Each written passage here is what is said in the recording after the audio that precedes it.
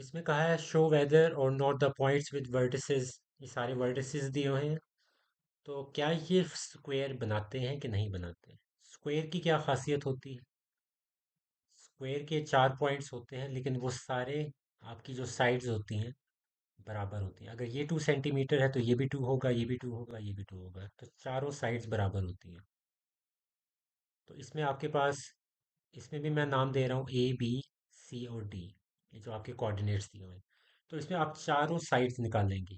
पहले AB, फिर BC, फिर CD और फिर DA, या AD और DA एक ही बात है। तो जो चारों साइड्स आपकी निकलेंगी इसके अंदर, वो सारी की सारी बराबर होनी चाहिए, तभी ये स्क्वायर फॉर्म करेगा। अगर उसमें से एक भी साइड बाकी तीन के बराबर नहीं होगी, तो इसका मतलब कि आप कहेंगे कि वो आपके पास स्क्वायर नहीं है।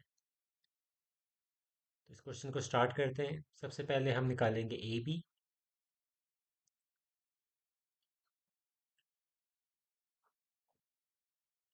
x2 minus x1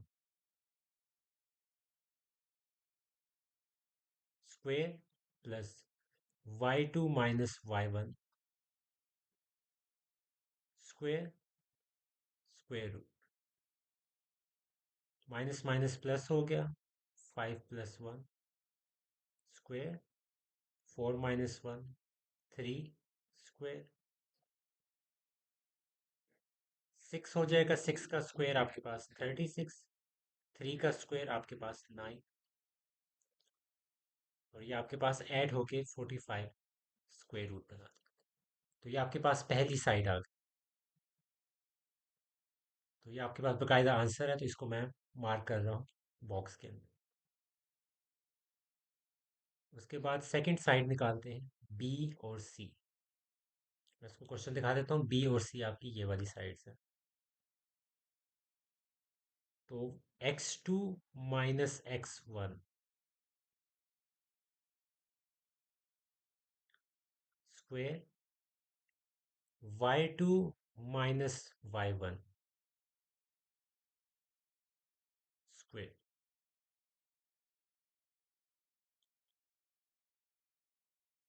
-3 square.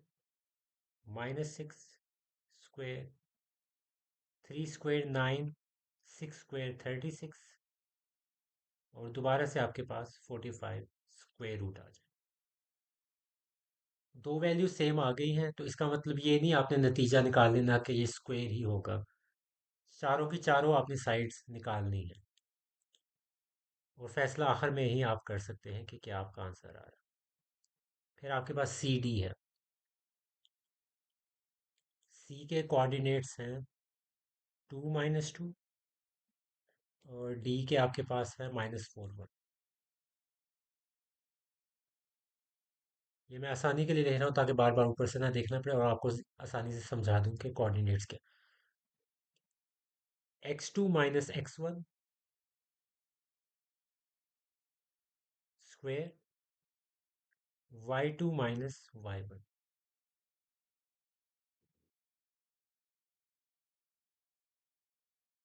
ये डबल नेगेटिव साइन इसलिए आया है कि एक साइन आपका फार्मूले का है, और एक आपकी सेकंड वैल्यू का है, ये जो y2 है आपके पास, y1 sorry, y2 minus y1।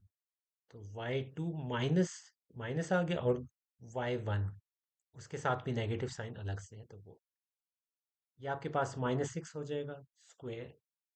ये आपके पास 1 + 2 स्क्वायर 36 हो गया।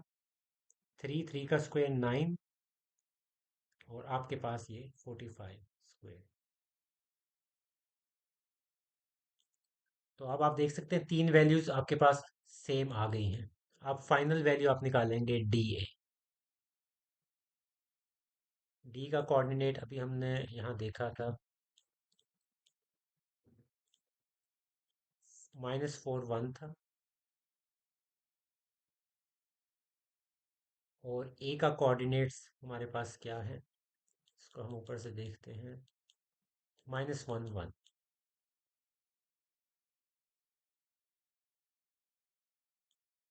तो इनको यूज़ करके फाइनल आप डिस्टेंस निकालेंगे। x2 - x1 square, y2 - y square.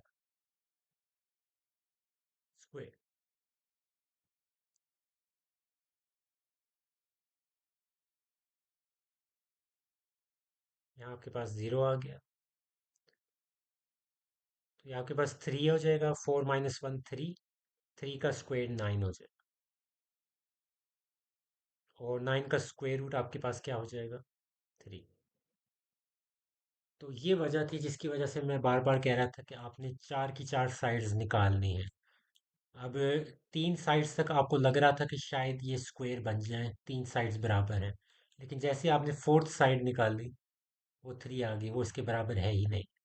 तो यानी कि चार साइड्स आप कह सकते हैं कि बराबर नहीं है। तो इसकी वजह से ये आपके पास जो इसका आंसर है वो ये है कि it will not form a square. It will not form a square.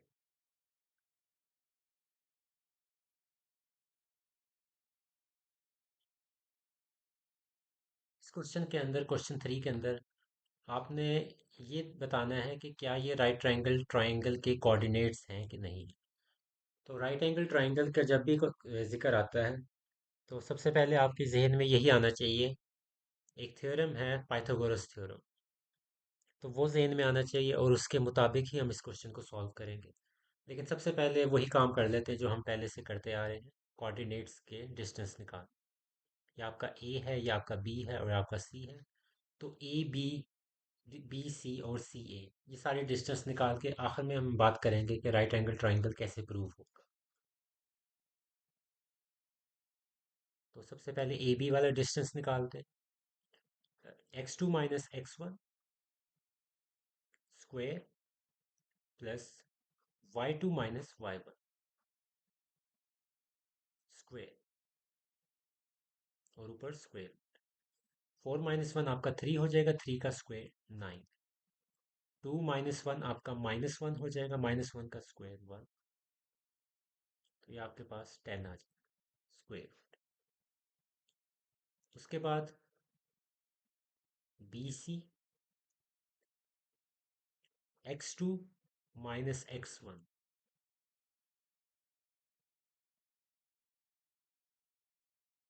y2 - y1।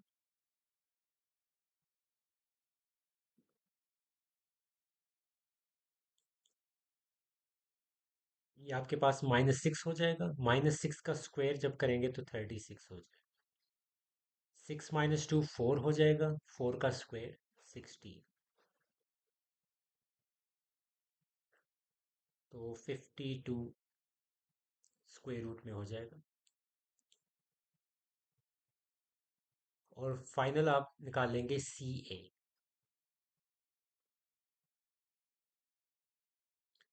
x2 - x1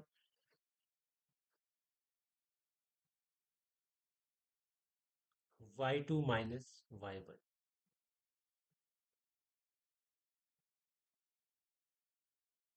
-3 का स्क्वायर 9। 3 3 का स्क्वायर 9।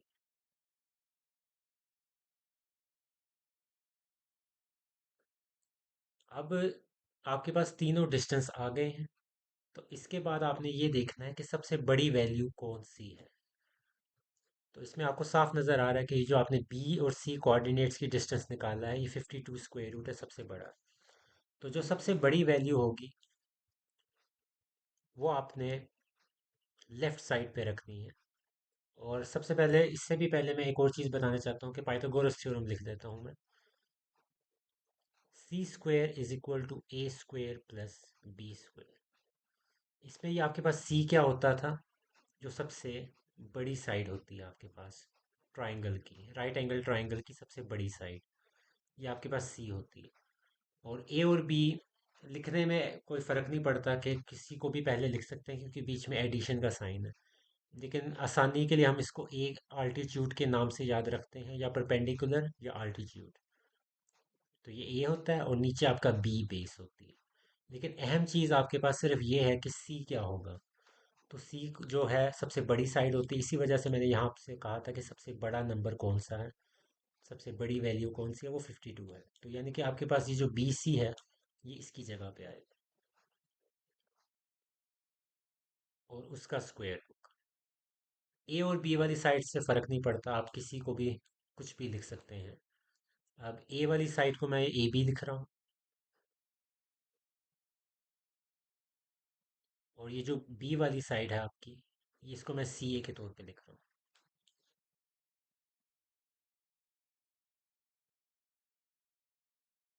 और अब इनकी वैल्यूज़ पुट करना स्टार्ट कर दें। बी सी की वैल्यू है 52 square root square. A B की क्या वैल्यू है, 10 स्क्वायर रूट।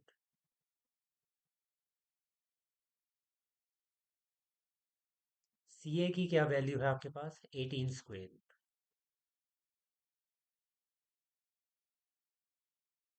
और ऊपर स्क्वायर सबके आते जाएंगे। अब यहाँ देखें कटिंग हो रही है, स्क्वायर स्क्वायर रूट से स्क्वायर, स्क्वायर रूट से स्क्वायर, स्क्वायर रूट से। इस साइड पे आपके पास 52 आ गया, यहाँ 10 आ गया, और यहाँ 18। और अब आप देख सकते हैं कि ये आपके पास बिल्कुल भी बराबर नहीं आई, आपकी left hand side right hand side के बराबर नहीं आई। अगर ये वाकई राइट एंगल ट्रायंगल के ही वर्टिसेस होते, तो यहाँ आपके पास दोनों साइड्स का आंसर बराबर आना चाहिए था। तो यहाँ नहीं आया, इसका मतलब आप इसको आसानी से कह सकते हैं, they are not, they do not form right angle triangle.